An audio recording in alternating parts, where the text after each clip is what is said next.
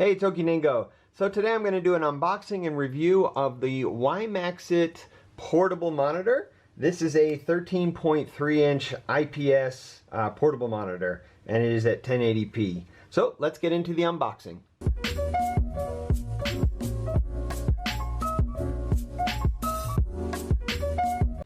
Alright, so let's get into the unboxing. These covers are usually a little bit difficult to get off, as if there's like a suction kind of holding them in as you pull it off. So let's see how easily I can get it. Alright, it's not so bad. Yeah, so there's the side of the box again.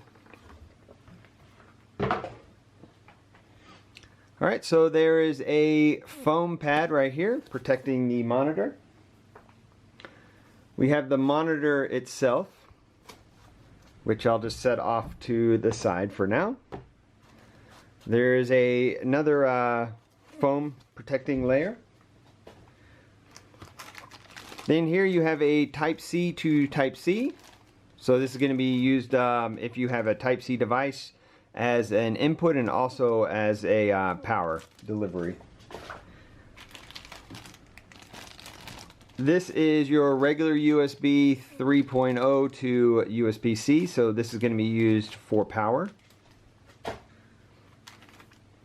You get a little book that pretty much just says thank you.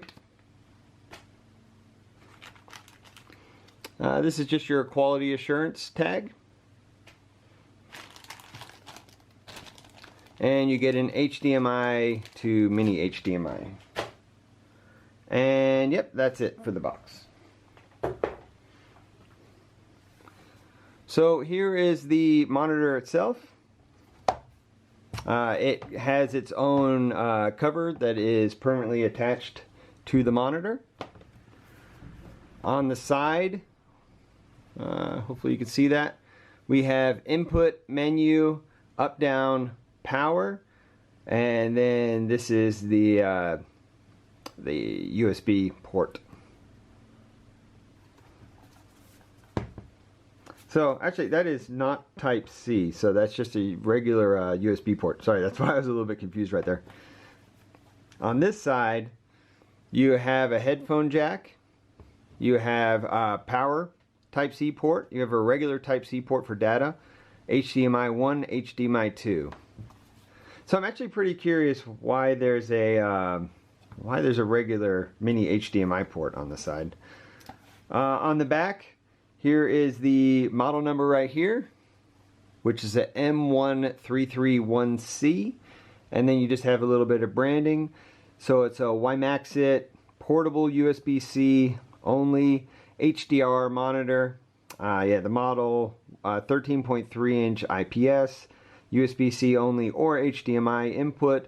Resolution is 1920 by 1080. Power consumption is less than or equal to 12 watts. And then the website is andyscene.com, and it is made in China. So here is the actual monitor itself. And it comes with a protective sheet. So let's go ahead and remove that.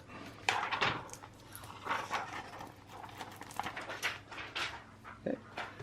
And then the monitor is metal in construction, and this is like a brushed aluminum. And then it has the logo right there. Now the kickstand on this, it's a little bit strange. So what you do is you stick it here and it is magnetic, and then it has to sit like that. The problem is if you try to change the angle, it starts to come off, and I could definitely see, depending on your table, this could start sliding down like that.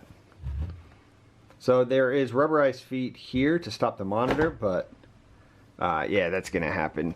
So you're essentially stuck in this fairly upright position like that. So the other portable monitors I've reviewed, this goes underneath, kind of like a tablet cover, so you can actually adjust how you want it. So just keep that in mind, that you're pretty limited on the angle of how you use this. Alright, so let's power it up. What I'm going to be using is a battery bank. This one is by Anker. It's a 10,000 mAh. It lasts a super long time. You can also use just a regular phone charger for iPhone or Android and plug it into that power port, and it'll also power it up. But since this is a portable monitor, you know, we should do this 100% portable. So I'm going to get my battery bank. I plugged in the Type-C cable. I'm going to put in the bottom port, which is labeled power. It should power on and then just go into a low power state. So what that is if it doesn't detect an input, it will put itself into power saving, so it's not just wearing down the battery. What I'm going to do is I'm going to plug in my iPhone. So this is a AV adapter. It has an HDMI port, and then it has another lightning port. This is for charging your iPhone while it's connected. Then it has a lightning port that goes into your phone. The HDMI cable just plugs in, and then we will plug in the mini HDMI into, let's see, HDMI port 1, which is right here. So if you had a Type-C device like Android, you can plug straight into that Type-C port. So you'd use the Type-C to Type-C cable instead of having to, you know, run like an adapter like this. So I'm going to plug it into my iPhone. It should power up. All right, so there we go. We got some power on. And this background is my kids from the Australian Grand Prix this last year when we got to see Bottas. So that's his big head, if you know who he is. Alright, so I'm going to go in the menu and I'm going to run you through it. So the first setting is brightness controls. So let's go in there. Let's go ahead and crank the brightness up. Figure out how to do that. Yeah, so that's brightness all the way up. And then this is brightness all the way down. So it goes from like, yeah, it goes from off to on, and then above 50%, I really don't see very much of a difference at all, but it's all right. Let's go down to contrast and see how contrasty it gets. Yeah, okay, so it's getting pretty contrasty. I'm not sure if the camera's picking that up, and then it gets pretty flat. The curves seem to be more set on the bottom end, where they kind of adjust real quick and then they mellow out as you're adjusting. The black level, let's crank that up. Oh, okay, so black level 100 is actually washed out. So that's more like no black level. Yeah, let's just keep that right in the middle. Eco, so this is probably going to tone down the brightness. Game is going to makes it pretty pretty flat, the colors. Movie is more of a vibrant. Text is a little darker, probably with the whites are going to be really white. FPS, frame rates per second, I'm guessing. RTS, real-time strategy. I'm not sure what that setting is, and then standard. We'll keep it on standard. DCR, I'm not 100% sure what that is. Probably a dynamic. Yeah, so it seems to be auto changing. And then sharpness. Yeah, we'll keep that in the middle for now. So that should soften up the image or sharpen it up. And let's see how we go back. Okay, so if you hit input, it goes back. So then let's go, there's the image. So the position of the image and then the aspect ratio. So the aspect can be wide. Let's see what that's going to do. 4:3. So obviously I'm using just an iPhone, so that's not really going to work. So 4:3 would be if you're using like a really old input, I guess like a Nintendo or something. So let's go back. This is going to be your color temperatures. So you're going to be able to change it. So right now it's on user. There should be maybe some programmed in. Yeah, so a warm setting, cool setting, and then just your regular. We'll keep that there for now.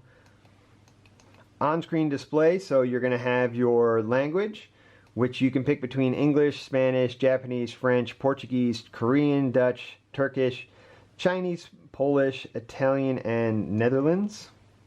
Yeah, keep that on English for now. The position of where the where this screen menu is going to be.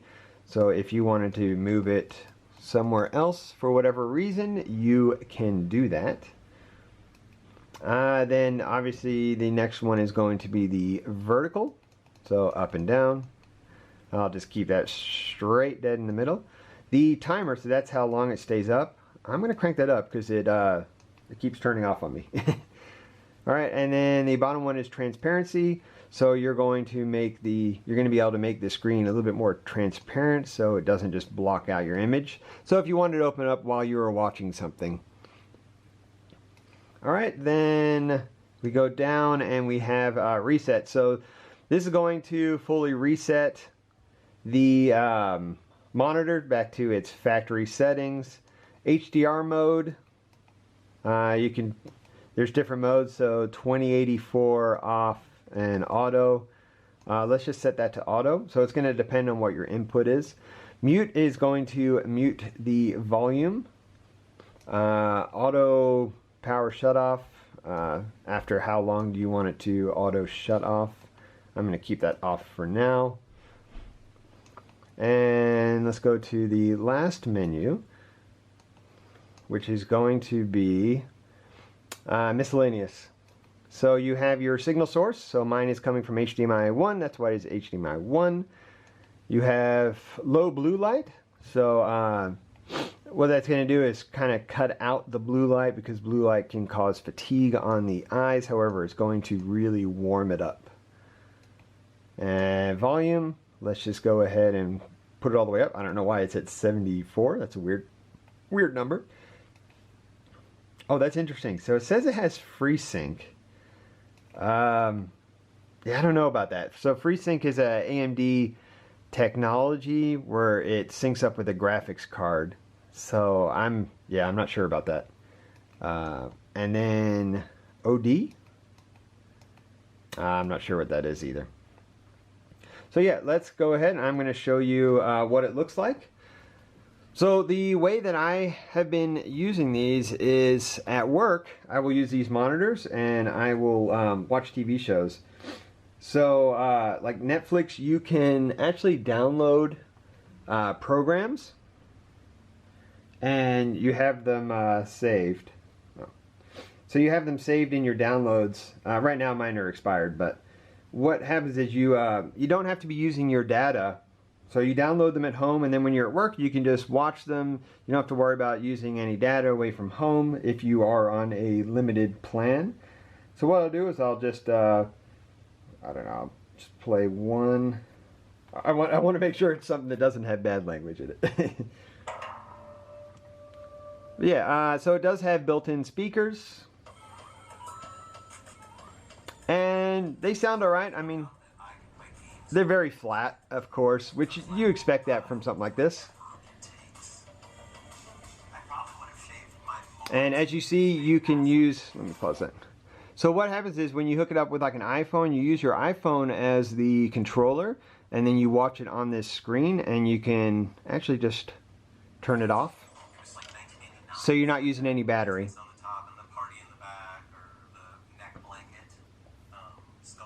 So yeah, what I'm going to do now is I'm going to hook it up to my laptop and just show you how it works as a second screen, which is kind of what it's designed for. Alright, so I'm just over at my computer table. My little workbench just doesn't have enough room. So I have the mini HDMI plugged into the input still, and what I'm going to do is I'm going to plug the regular HDMI into the side of my MacBook Pro. If I don't drop it. And it should expand the desktops. Alright, so there it goes. What it has done is it's expanded my desktop over to the other one. So open up a page. You can see I can go between the two pages. Oops. Yeah, so you can move now in between both pages. You can also have stuff obviously set up on both pages. So this is my YouTube. So you could pretty much, you know, you could be watching a video on this side, and then on this side you could be doing whatever work you want to be doing, which is pretty cool. So for me, I can't use computers without dual desktops anymore. I need to have both those desktops just to have all the room. So when I was doing my studies, I found it like necessary to be able to do research on one side and on the other side do all my my writing of my papers. So yeah, what I'm going to do is I'm going to stop this real quick. And let's just go into some thoughts on this monitor. So the colors right off the bat, without touching any of the settings, they look really nice. There's a little bit more green here in this spot than on my MacBook Pro monitor, but the colors look really nice and all. The construction of the monitor feels really nice. It is aluminum. It has that brushed aluminum. It kind of has that nice premium look. The buttons, they are metal. They feel a little bit cheap, but they work just fine. This USB port right here, I have no clue what it's for. It doesn't really make sense to have a USB port on the monitor. But there is two inputs. So if you wanted to set this up and kind of have it as a more permanent solution, you could have more than one input into it and then switch in between the two.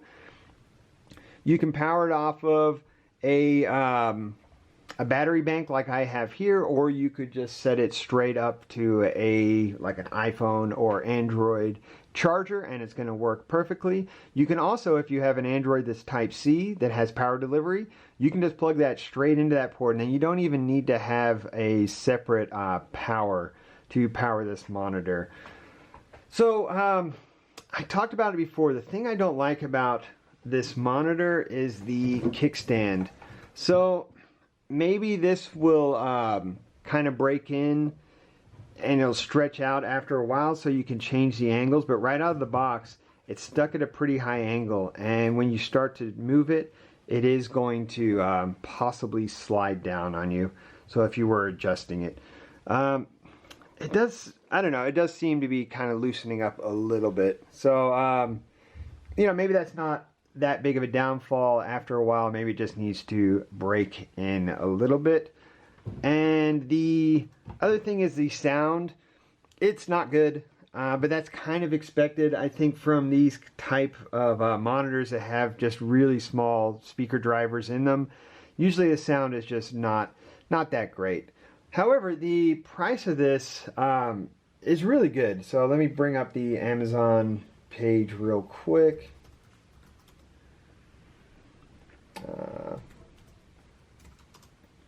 Wimaxit 13.3. Yeah, we got this one right here. So it's 168 US dollars right here. Yeah, so I mean it's a really cheap monitor. So far it's been working, you know, perfectly fine. It does exactly what it's supposed to do. You could hook up gaming systems to this. You could have it going off of your main computer if you really wanted to. Yeah, so it's working fine for me right now. I haven't had any problems with it. So yeah, this was sent to me by Wimaxit for the purpose of review. However, you know, my thoughts are my thoughts. They are not paid off. So yeah, if you're a first-time viewer, please think about subscribing to my channel. If you like the video, go ahead and like it. Everything kind of helps out my channel, and it helps me grow as a channel. So yeah, thanks a lot for checking out my video, and I will see you in the next one.